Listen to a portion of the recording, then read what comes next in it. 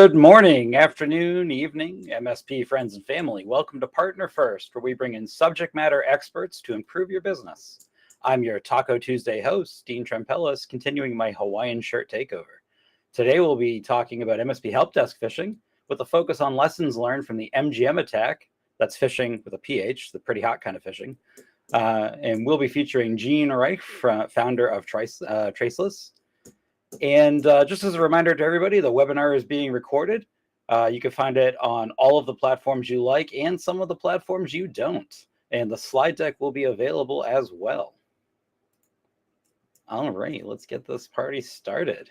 Can we bring on Gene? Hey, what's up, Dean? How bad did I butcher your last name? I just called you Gene Reich instead of Gene. Rich. I mean, it's okay. I missed your chat, man. I should pay attention. It was the inner. It's all good. Yeah, I apologize. It's fine. And what's up to the rest of the OIT crew? I haven't seen you guys in person for a minute, so it's nice to have some support on this webinar. Yeah, we already got some people in the chat, which is awesome. Thank you, everybody, for being here. I'm really excited for this one. Just full disclosure to everybody, at my MSP before OIT, we actually used Traceless, and it was a really, really cool product. And unlike a lot of the other things I used, I didn't have any agency in the decision making. I was kind of handed Traceless. So I can't wait to really get into this more with you. Great.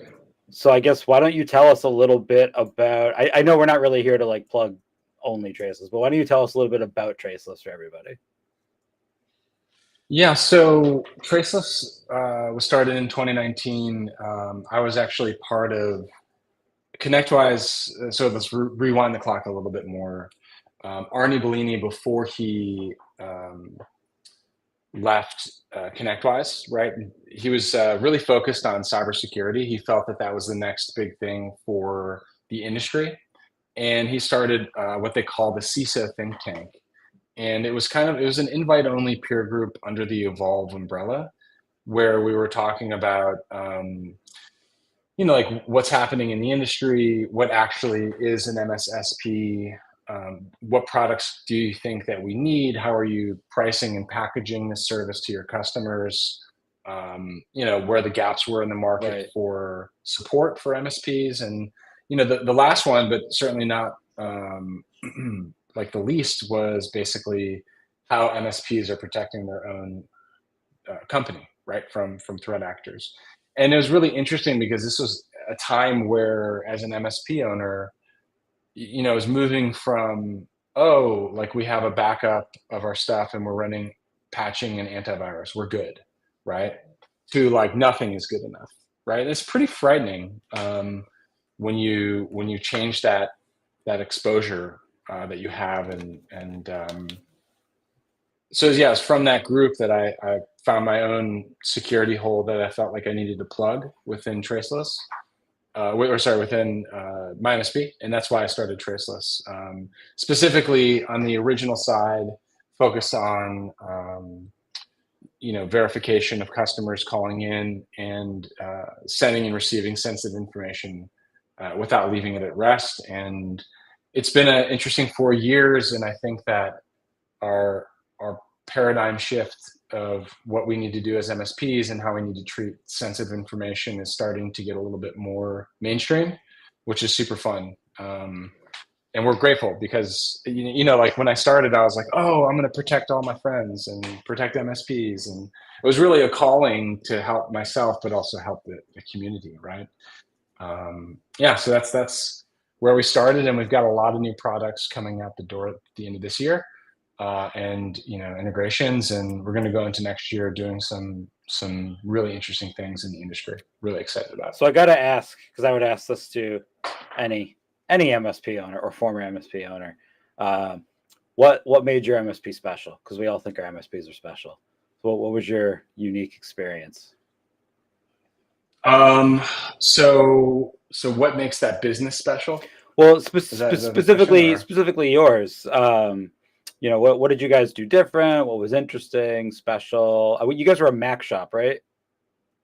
Yeah, so we're always the weirdos doing Apple stuff. So like shout out to all my other peers who are just as weird doing Apple stuff. It's like definitely, and that's funny because that's how I got invited to this CISO think tank. Andrew Morgan, who's a great guy in the industry, he actually, before that was my account manager for True Methods. So we had like, a transition, and he said, hey, Gene, I know you're in this Mac peer group, because we had a little peer group, and we'd pester the hell out of ConnectWise. Why is Automate not working on the Apple platform? This is not good enough. And you said it was going to be web-based. It's not. We don't want to run VMware on our machines. So we're a pretty like small group of loud people, which sometimes is the case in the industry. And a lot of people would be like, "Whoa, like how do you make money?" You're like, wait, you can make money like servicing Apple equipment? And it's been 18 years, and there's always been consistent opportunity, but the opportunity that we face right now as an MSP in the focus of Apple is never. It's like the most incredible time to be in the business that we're in. So our focus is Apple, Google Workspace, and Okta. We're a CrowdStrike partner as well, so a little bit different than some of the normal MSP stack of tools that people support. So I think one of your first slides, dramatic foreshadowing, talks about how hard it is to run an MSP. But yeah. I mean, like as an Apple MSP, I know anybody with a brain knows that an Apple computer isn't immune from security issues. But you would think out of all the platforms to manage, Apple's probably the most closed environment. It's the most tightly controlled. It's just interesting to me that an Apple-focused MSP would say, there's a gap in the market here. I need to fill it. I wouldn't think you would be the MSP that would identify that. I would maybe not say immune, but I would think less susceptible. Yeah, I mean, I think that the early days of being an Apple consultant was just passion for the brand and the technology that they were making, right? It was like, it came from a true, deep, personally connected experience unboxing an iPod, right? I mean, that's like, blew my mind. I was like, this is crazy. And that kind of led me down that path. And I think the early days, you had a very big mix of classic creative industry businesses like video, post-production, photo, post-production, marketing agencies, marketing companies, that kind of stuff. And then you had a handful of people who came from a corporate America environment, which was all Windows, that started their own business that said, whatever I need to do, I'm not using Windows anymore. And that was a core business for a very, very long time. Apple really did an incredible job calling out what I would say is like modern directory MDM kind of thing, right? And not directory, but modern ways to manage devices, right? I think a lot of the Windows paradigms of having, profile management and mobile home folders or portable home folders, I forget which is a classic term for the Windows environments, but having that, and then all the policies enforced through Active Directory and an actual controller on-prem, all that was basically in the cloud for the Apple environments way before, because they killed their server product. Right, with your Apple ID being sort of your one truth to your products. Kind of. I mean, the way that Apple did it was like, if you buy laptops or desktops through your business account, we're going to allow you to automatically affiliate them with your business, right? And then enforce management policies and procedures. So with the loss of Xserve, which was the last enterprise piece of hardware running server stuff, and then they had OS X server on the Mac Mini, right, which was useful until it wasn't. And it's like, what do you do to manage all these devices? And Apple was like, we're going to get out of that business and put our platform in an open API, kind of like, this is what you can do to manage these things. Here's a paradigm. And I think that really allowed them to really surpass a lot of years of Microsoft moving towards endpoint manager. And I think the thing about Microsoft is, that they're going to come for Okta's lunch, right? I'm hearing more about it all the time, right? They're coming for Slack's lunch. That's just how they roll, right? Intune's coming for Apple device management's lunch, right? Like any MDM player out there knows Intune is coming to be the player to manage all the devices, right? So it's been a pretty interesting evolution. And then you had COVID, which totally wrecked the supply chain. And I think you had a lot of big enterprise mid-market companies that couldn't get PCs for 9 months, 10 months, that could get Apple products in a month or two. That was our experience. And the deployment methodologies, zero touch deployment, Apple coined that thing, man. I mean, that's it. And so, you had all that happening with the kind of like adoption of SaaS tooling, right? Which basically basically if you have Chrome, you're good. So all of these things kind of like happening at the same time made it a perfect time for Apple to move into the business sector.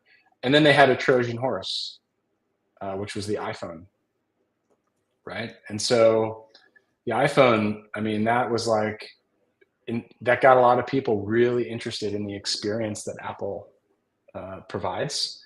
And I think we're going to see dramatic growth of their desktop, laptop, particularly the laptops, in the commercial market in the coming years. And also their silicon chips are like insane.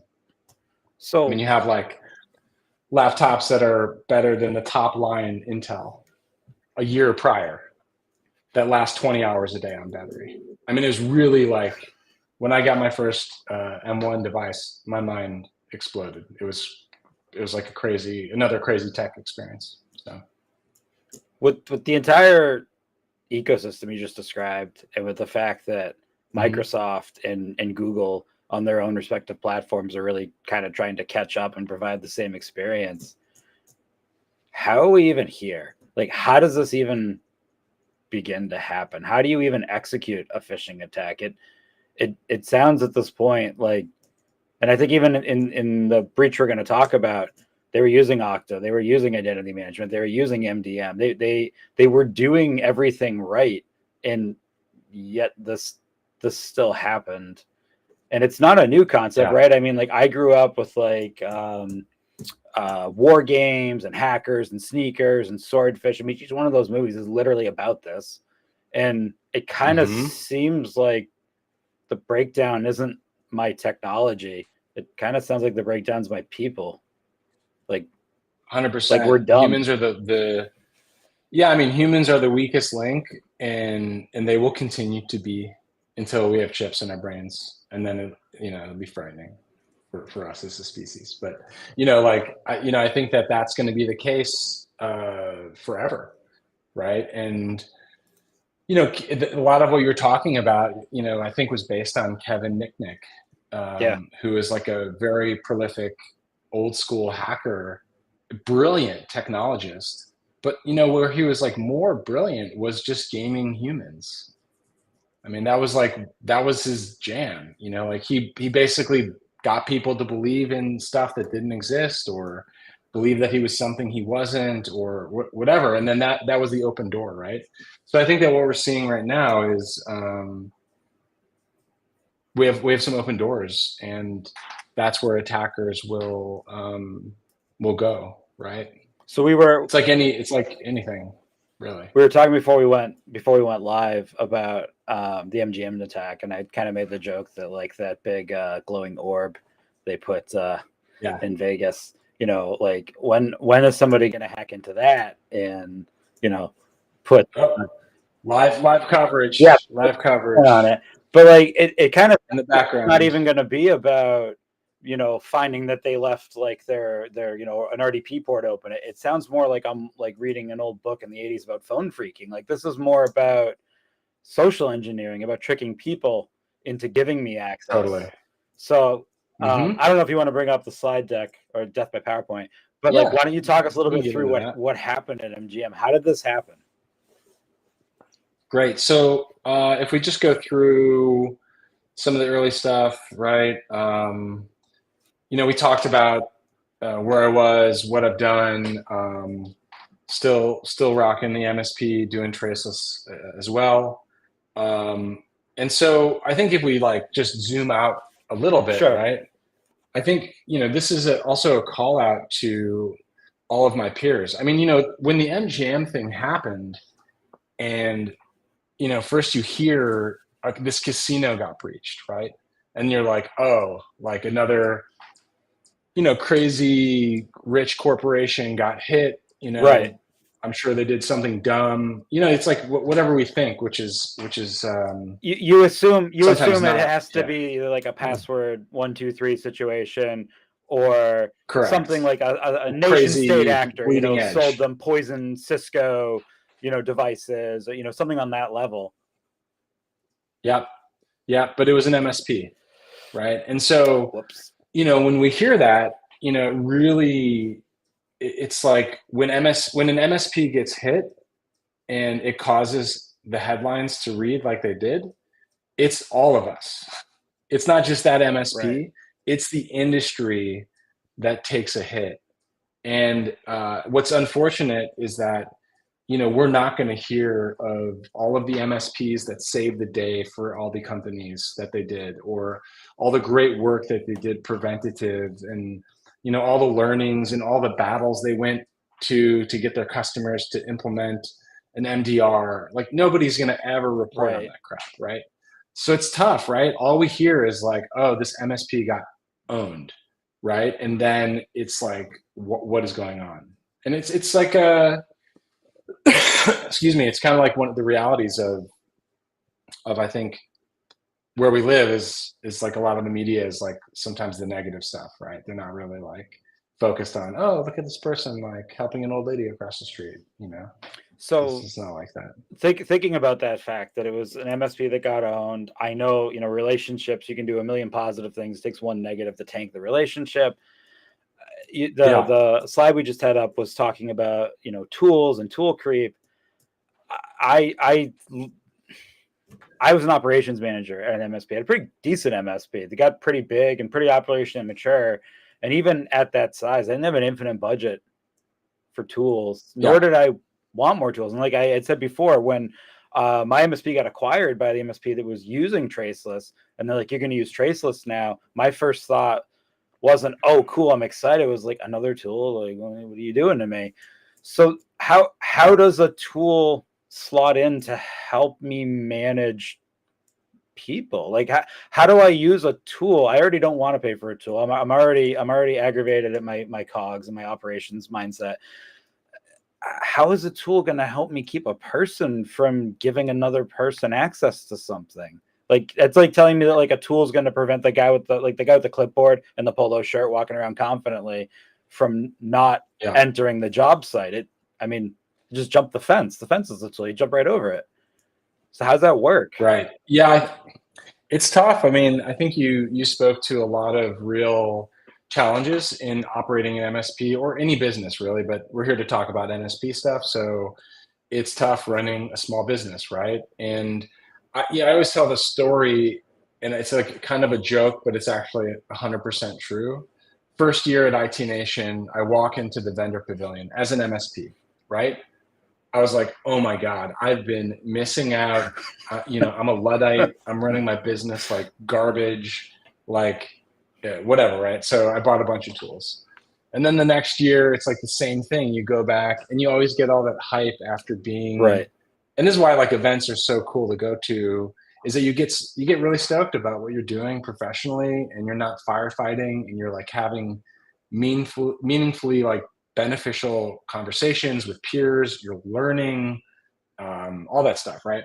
But I joke that like the second year we bought tools to help us manage the tools that we bought the year before, right? Or consulting services to manage the Yes. tools that we thought were easy.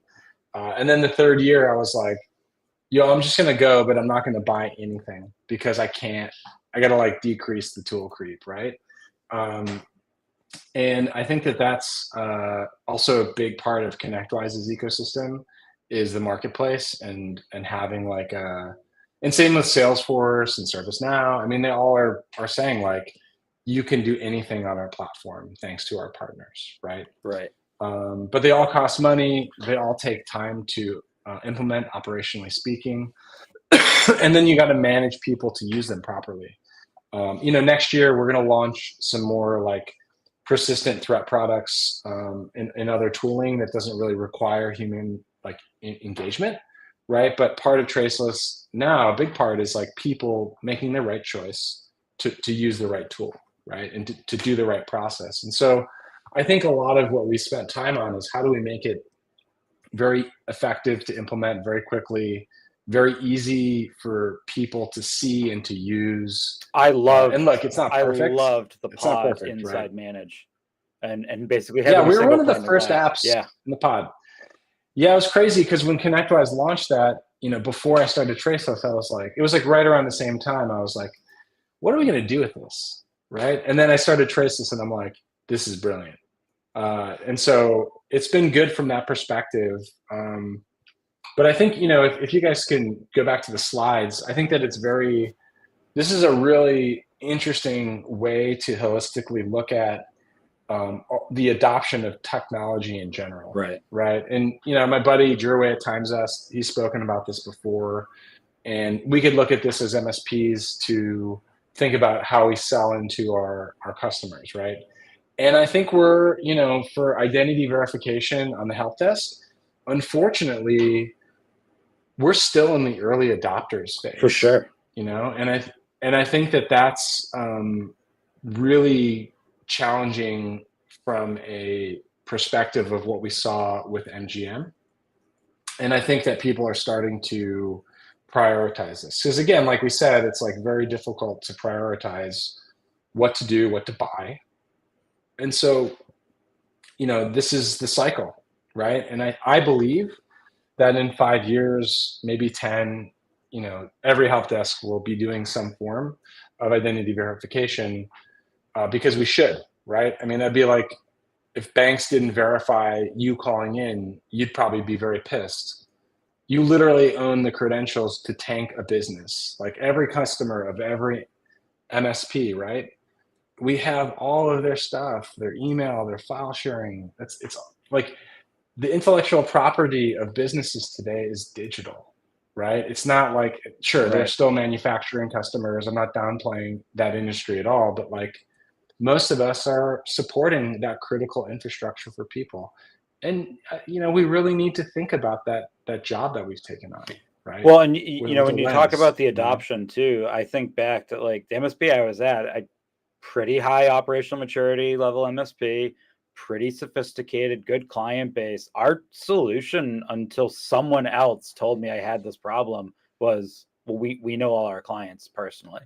So that's our identity management. We talk to these people so much. I would know if that wasn't, Sandy calling me. I would know if that wasn't Bob calling me.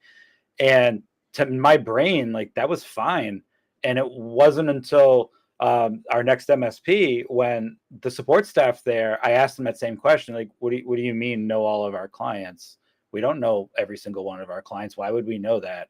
And I was like, well, but how do you make sure the person calling you is who they say they are? And they were like, we don't worry about that. We have a tool to manage that. I had never even considered the product category. And then once I learned about it was that thing like when I bought a Subaru, I only see Subarus on the highway. I only saw other tools that solve this problem. But like, I thought we had our act together. Like we were doing a lot of really good things. And I didn't even consider this was a whole at all. Yeah. And I think it's also good to acknowledge that, going back to, we don't have to look at the slides, but the first slide, it's hard running a business. And we are all at our own stage of evolution of how we're running our business, right? And there's nothing, we're all trying as hard as we can, right? And it's just the way life is, right? And I think that for anyone listening who's like, oh man, I guess I have to do this, or it's just like, and Phil just commented, watch out for AI voices.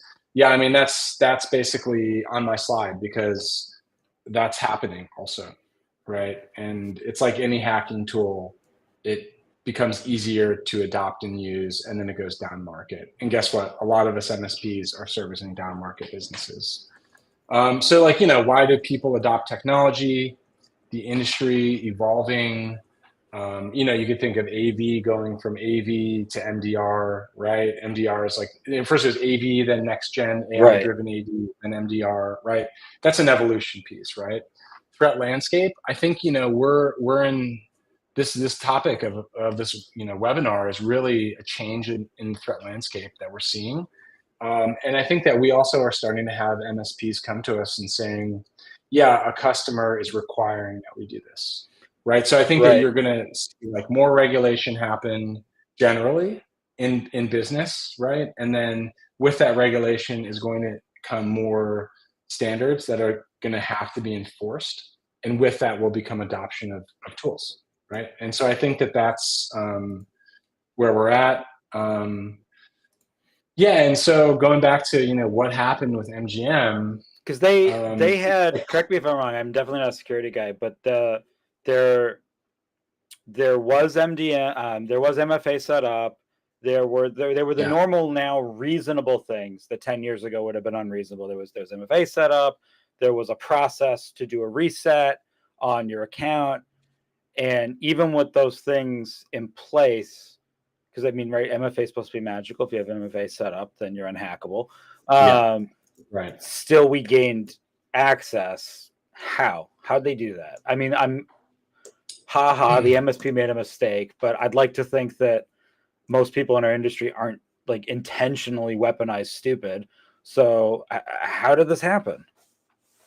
I think what happened was like the attackers were looking on LinkedIn because I read a post about this. Again, there's been a lot of a lot of news, and I think that we'll have to take news with a grain of salt. Right. I don't think the MSP declared a breakdown. I mean, MGM didn't probably go into the depth that it could have with this MSP, right? But like what I heard or from what I read was that the attacker found somebody on LinkedIn, a newer candidate or newer employer of that MSP, and kind of worked them, right? And so, this is a very common thing, right? We had in my MSP, it's like kind of cute, fun, but like there's been people who text my employees at the MSP and basically saying like, "Hello, this is Gene Rich, your boss. Yeah, we get that. I Like, get texts please, all the time please from go Ray get Orsini. me. Okay, please Yeah. go get me $1,200 in Apple gift cards at Walmart. I'm in a bad place, And Ray, so, you haven't reimbursed me okay, for those, fine. by the way. Yeah, exactly. Yeah, so it's like that that's coming, right? And that's like we determined the only way that this person found out the link between myself and my employer was LinkedIn, right? And so, we're not as a people going to stop being on these platforms that are publicly accessible with very simple information, but in the right, lens, potentially dangerous, right? And so the help desk got phished. It was the MSP. And look, I think what happens after what happens next, was sophisticated, right? But like it wasn't crazy how they got in. And by the way, another very, very big company, Okta, had a breach, right? And guess what? That was their service desk, right? And 170 customers were affected. And guess what? 1Password and Cloudflare were were were phished, and 1Password, it was their service desk, right? 1Password stopped it pretty quick. Cloudflare stopped it right away as well. I think 1Password they got in, but nothing crazy happened. But again, these are like these are 4 help desk related phishing hacks in the last 60 days, right? We need to do something about it. So what, I It's mean, it's not, what do you you know, do? All right, I'm a help desk employee at MSP Co. We yeah, have a basic change management policy in place because we're not a dumpster fire. We have MFA enforced in all of the applications that we manage. We have a yeah, ticketing system. We have an intergroup chat for escalation. So I get a phone call or a case in that's from presumably an end user saying, hey, I got locked out of my, I'll actually use a real one from OIT. I was on a trip and I think I violated our, GeoIP policy. And so I got locked out of my Microsoft account. Can you reset that for me? Totally reasonable request. That's a normal thing. The right information is provided for me. That employee was on a trip, right? So I'm sitting there, I'm like, I know this person, they were on a trip. All right.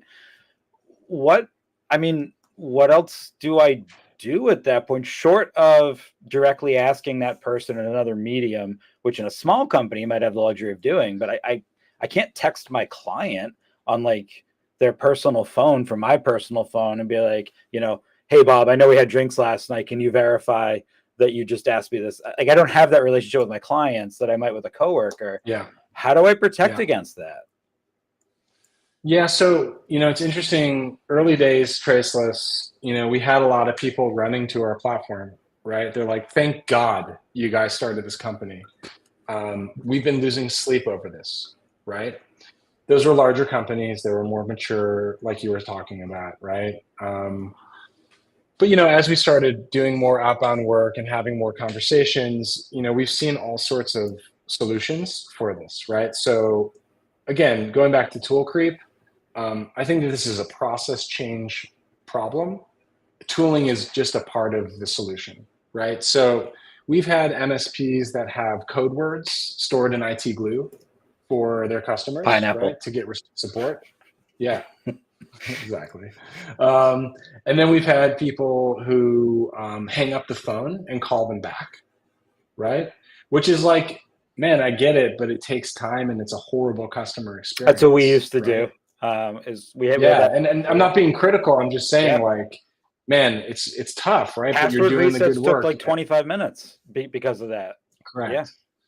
Yeah, and I think that when you start talking, well, at least when Traceless gets in a room and we start brainstorming about all the ways that we can benefit businesses, the roadmap is super deep on this one topic of interest, right?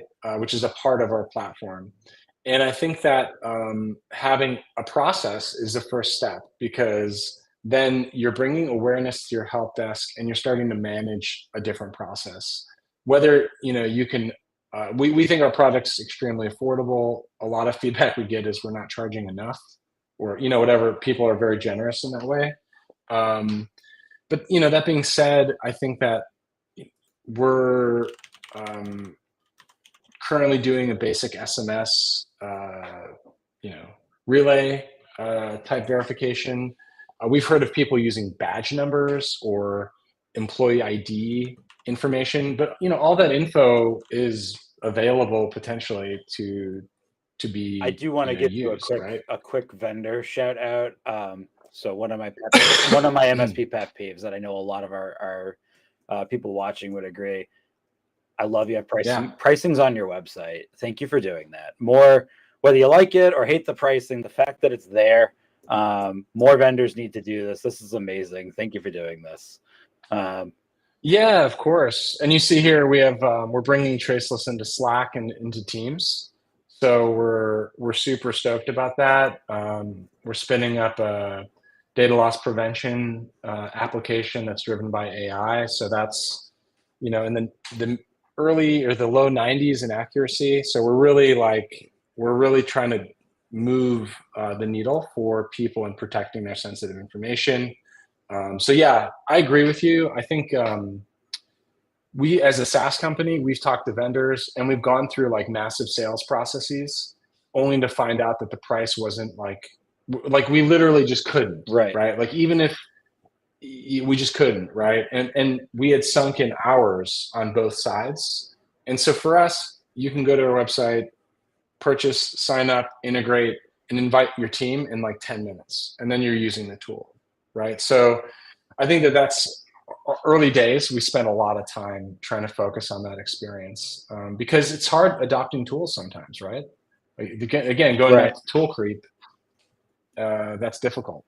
And so, I think that Per the comment of Mr. Bond, sorry, that was what's up. So what's up, Mr. Bond? From Phil, watch out for the AI voices. I think that imagine like running an internet script of LinkedIn businesses under 50 people, and then finding their CEO's voice on the internet somewhere, and having a robot crawl the web and put all this together. I was looking at an not rocket AI-based science. LinkedIn tool the other day that will analyze your profile and come back with what, based on your posts and everything you have, what it thinks your disk profile is and what it thinks your adapted disk profile is. So not only can you replicate a voice and content, but you could potentially now even replicate delivery style, value proposition. It's scary how easy it's becoming to AI fake someone. In fact, I've been an AI this whole time. I'm just kidding. But like, that's almost how easy it is at this point. Yeah, totally. And it's just going to keep evolving. So I think, anybody who's out there who's listening as an MSP, it's hard work. It's hard to implement. It's hard managing people. This is a big one. Everyone needs to try to do something around this topic. Obviously, we think you should buy Traceless, but I'm happy to support people in the industry doing something rather than nothing. And I think that that's part of being in the community, is like really trying to get people to rise to better standards. And honestly, Dean, like I shared the story in 2019, we were just emailing people passwords. Yeah. Right. Yeah. I mean, it's horrible to say that, but we adopted ConnectWise way before, and we didn't have encrypted email because we're on Google, of course. And, that was like beta for the first 5 years and whatever it was. Right. And we were doing something that was a bad idea. We hadn't had the time to sit and assess the problem. Or even, I think that's and not even in a security context, just like everybody's been there where like you've got like the weird hardware vendor on site with no planning, and you've created the service account for them, and you're trying to read off this, like 60 character, password over the phone to some, poor vendor who's only there for 2 hours and was in the car for 5 hours before that. And the whole thing's just painful and it sucks. And then you use those websites to let you securely send a file, but like, and so we ended up using our email security and hardware security vendor Captive Portal to send encrypted files. That sucked. Yeah, and I think what's crazy is that like, our commitment at Traceless on the data side is to not leave any information at rest. And it's kind of like a crazy thing because earlier this year, another huge breach, probably bigger than any other breach, honestly. MGM was like definitely like, I think, a relatable breach to households, right? Like my mom knew about it. Yeah, that's like a great gauge of like, what I mean by that is like, the other one was MoveIt, and MoveIt is a SaaS tool to move files and store them securely. Yeah. Right. And that one is gnarly. Like Google it, look at it. It is bad. And then, the other one that happened, encrypted email on Office 365 in our government got breached by China, which is, like it was from like a crazy obscure crash log that had a piece of information to get in. Our thing, okay, so in the rant about breaches, they're going to keep happening. Sensitive information sitting at rest causes damage, right? And so that's kind of our persistent commitment to the community, is to not leave that data at rest and to allow people to send and receive information easily. And something else I just wanted to include, because we didn't talk about it, was in the identity verification side, this week we're launching Duo. So if you're an MSP and you standardize on Duo, you can use Duo to send push notifications to customers within Manage, Autotask, ServiceNow to verify their identity.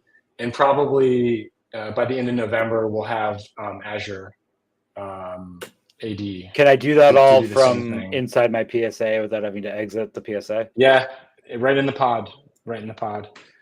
It's slick and easy. That's awesome. And, you know, because I think, look, we're all nerds, right? So you get in the weeds with us. You know, sometimes people are like, but, and just a shout out to everyone who doesn't think SMS is secure. Okay, like it's not the most secure thing. I get it's like got some weaknesses here and there. It's better than nothing.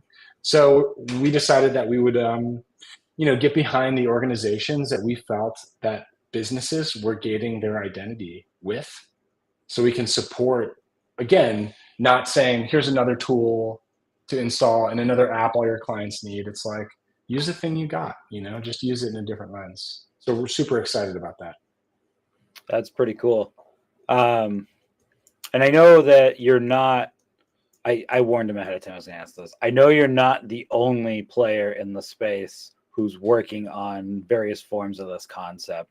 So if I've listened to this presentation and you've sold me on the idea, I need a tool that I can use for identification verification. I like convenience, and not having sensitive data at rest is important to me.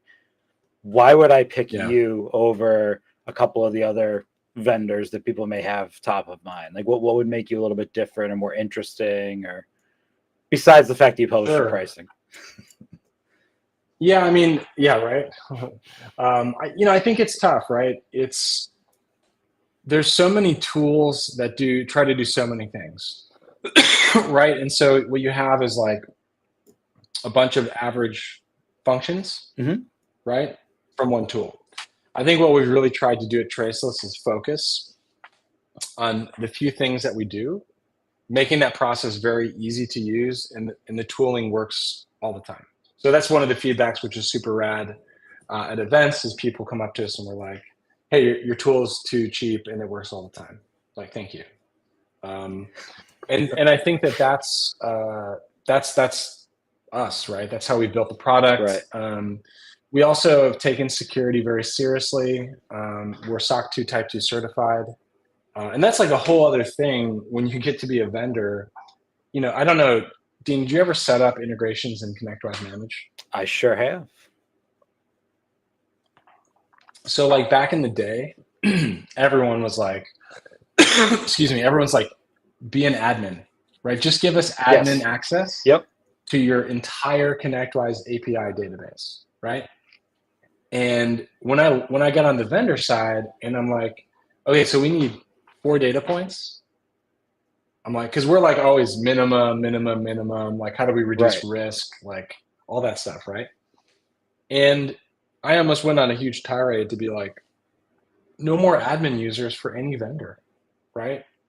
Well, and I think the industry is getting better. It's the SaaS version of my copier guy being like, just give me a domain admin account and I'll take care of setting up the copier. I would never do that in a network. Why would I do that with the API for my most critical ticketing system that all of that flows through? Yep.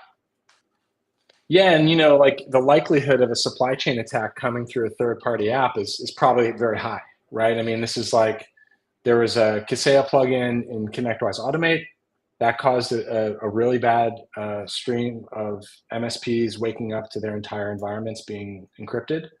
The Kaseya hack was a supply chain hack. I mean, again, ConnectWise now warns MSP admins on the ConnectWise managed infrastructure that you shouldn't be admins, and you're basically removing liability from ConnectWise. But I think I'd encourage all us MSPs, if you get a new vendor who's integrating to your tool and they're asking for access that you don't understand or you don't agree with, you should push back, because I think that that's good for those vendors to get that feedback. Because again, it's hard running a business. People just try to make it easy. Just do the admin thing, right? It's like, so there's some homework for anybody who's watching this. If you use ConnectWise, and you're still using, especially if you're on an older implementation, you're probably still using the default like 5 to 8 security profiles that ConnectWise gave you. Anytime you edit one of those, you should be going in and making a specific one and assigning it the explicit permissions it needs only to execute those functions in the PSA. And you should be naming it uniquely so that you have auditing. So anybody using ConnectWise, go back and do that. There is stuff on the university for how to do that now. Yeah, and I think any vendor, I'd like to encourage vendors to work towards SOC 2 Type 2. It's expensive and it's a total pain in the ass, but like we have a job to do, right? If we are integrating with people's businesses, we need to show a level of responsibility and again, encouraging MSPs to ask for these things. Well, there's I know we only got a few minutes left. I used to have it on my desk here. I had a book that Brad Gross wrote, the MSP lawyer. And that's one of the things he's been encouraging MSPs to do for a while, is to basically state in your MSAs what your downstream liability is and what vendors are or are not cooperating with that. So our clients as vendors are already starting to be encouraged to distance themselves from us. So it's also important from a business survivability standpoint to take this seriously as a vendor. Yeah, for sure. For sure. Before I forget, Dean, are we going to see you in Florida? That's what I was about to ask you. Yeah, so I'll be at IT Nation. Will you? Yeah, we'll be there in spirit. We won't be in the vendor pavilion this year. We moved our official sponsorship to next year. But if you see myself or any one of my peers, if we're there in this tie-dye jumpsuit, come say what's up.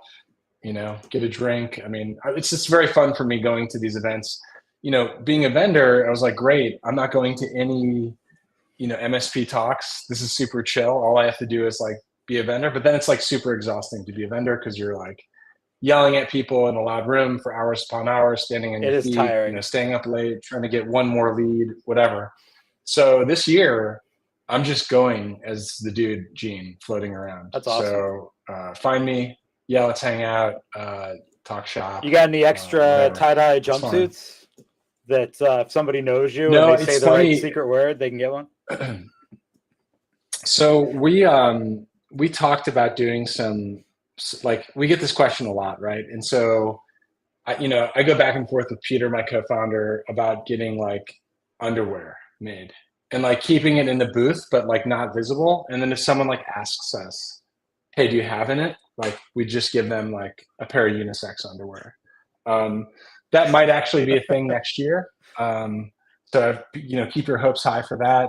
But the direct answer is you got to come work for Traceless to get a jumpsuit. So if we have any other clothing collabs with other brands, which is definitely part of our vision, get on our newsletter, and we'll keep you posted. We'll probably have one or two next year if things do what we need to do. I want really one, fun. So I'll be looking forward to that. Yeah, hell yeah. Yeah, thanks for the love. So that's what. So here's how to reach Traceless. Thank you, Phil, because I wasn't doing my job there. Phil, what upcoming events do we have here on MMN? Well, you just witnessed our latest Partner First webinar, and if you missed it, you can go back and watch it on our YouTube channels. But coming up tomorrow, we got a new episode of AI Roundup focused on ChatGPT and DALL-E 3. It's going to be a fun one. Then on Friday, we got a double dose of Marnie Stockman. She's going to be on MSP Community Live at 11, followed by a new book on Bits and Books. That is Leaders Eat Last at 12. So make sure you check that out. And as always, the MSP Dispatch is on Tuesdays and Fridays at 10 a.m. Eastern. Gene, it was a pleasure talking to you today. Besides your email and LinkedIn, which we can use to fish you, anywhere else they can get a hold of you? Are you on are you on the Reddits? Are you in the Discords? Are you trolling anywhere?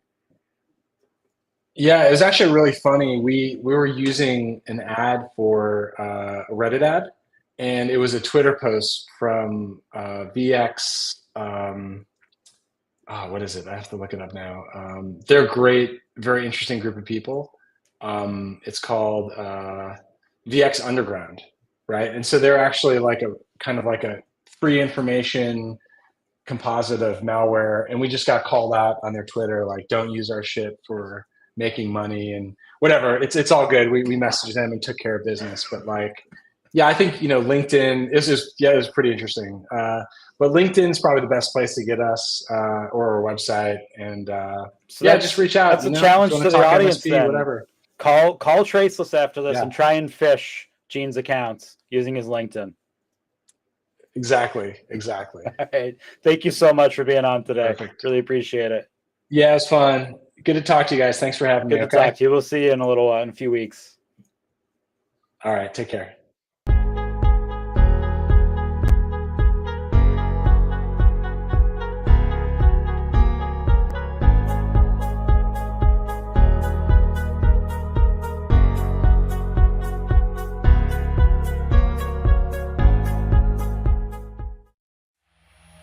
This has been a broadcast of the MSP Media Network.